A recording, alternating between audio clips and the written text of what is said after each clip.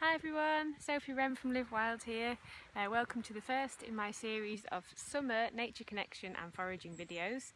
I'm here in the woods of Calderdale near Hebden Bridge with the bluebells and the mushrooms, which feels like a really great place to be. Today I'm going to talk about this particular mushroom, Ganoderma applanatum, or artist's bracket. Firstly, I just want to say thank you to everybody who tuned into my spring series of videos. I really enjoyed making them during lockdown and getting everyone's comments and reading about people's experiences of eating or connecting with the plants that I covered.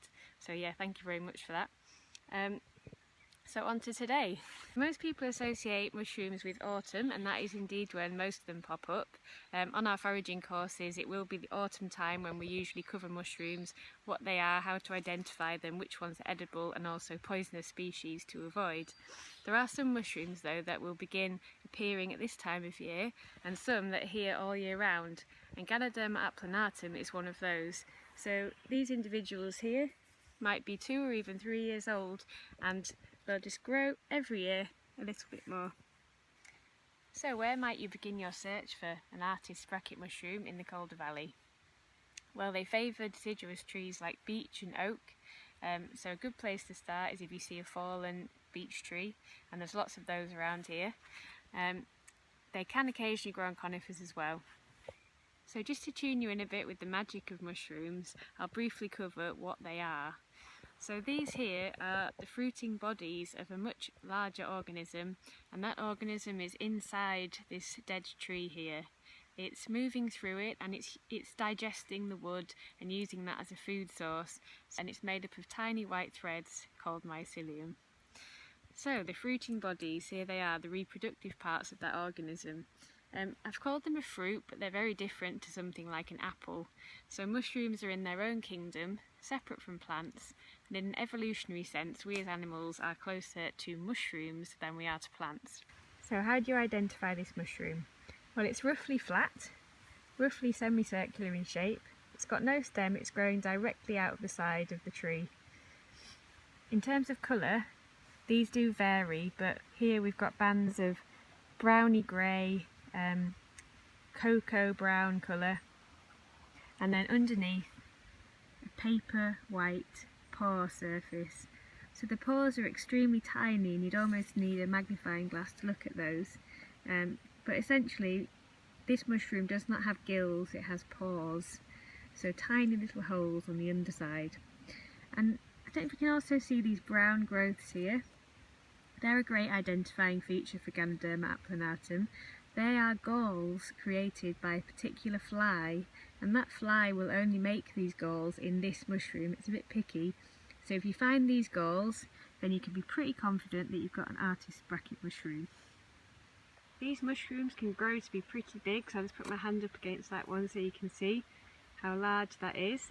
And we've actually got some Himalayan balsam here growing out of the top of it. If we look underneath, you can also see this powdery stuff here that looks a bit like cocoa powder. You see that on my fingers, and that is the spores of this mushroom. This mushroom produces an incredible amount of spores in its lifetime, billions in fact.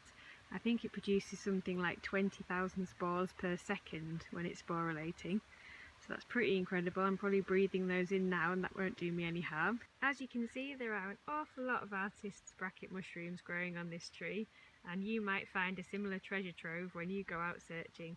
So this organism's going strong.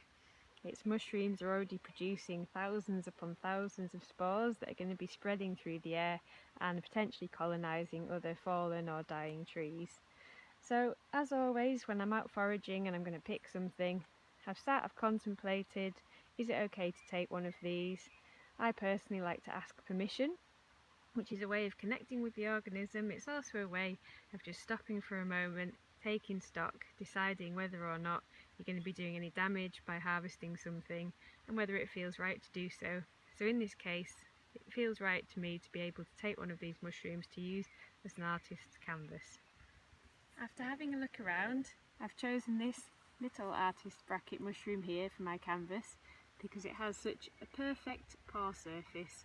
So no flies have made galls on this mushroom currently, and it will make a really nice surface for me to draw on. So I'm just going to pull that off, being really careful not to press my thumb on the underside, as that will create marks. So that mushroom did indeed come away very easily from the tree. I was careful as I could not to get any marks on the underside of it when I was pulling it away. There's a slight little bruise here, but that won't make too much difference. I've just noticed that I've got spores all over my nose, which is a bit like war paint, so I'll go with that look for now.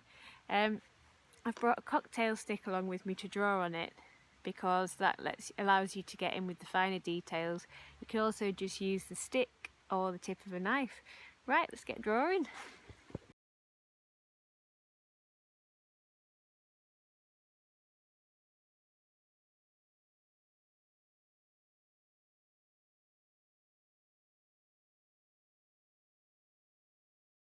Okay, so here's my finished creation. I've got a moth there, nettles in the corner and some willow seeds. It's so easy to do, and I'm sure there's some artists out there who could do some amazing creations with one of these, and I'd absolutely love to see those if anyone feels like sharing. So there we have it, the artist bracket. It's a really good mushroom to start with because you won't be eating this one, you'll just be using it in a creative way. Just to say as well though, this mushroom has medicinal properties. It can be made into a tea or a tincture. It's a close relative of Ganoderma lucidium, which is also known as reishi. You might have heard of that. So very similar medicinal properties to that, and I'll put a link to the research concerning that in the description for anyone that's interested. This mushroom can also be used as a fire starter, and if we can run our bushcraft mushrooms course in the winter, it's one of the ones we'll be covering from many different perspectives. So yeah, it's an artist canvas, it's a medicine, it's a firelighter. What more could you want? Right, that's it for today then. Thanks very much for tuning in, and I'll look forward to next time when I'll be talking about possibly another mushroom if I can find one, or maybe a plant. Take care, bye.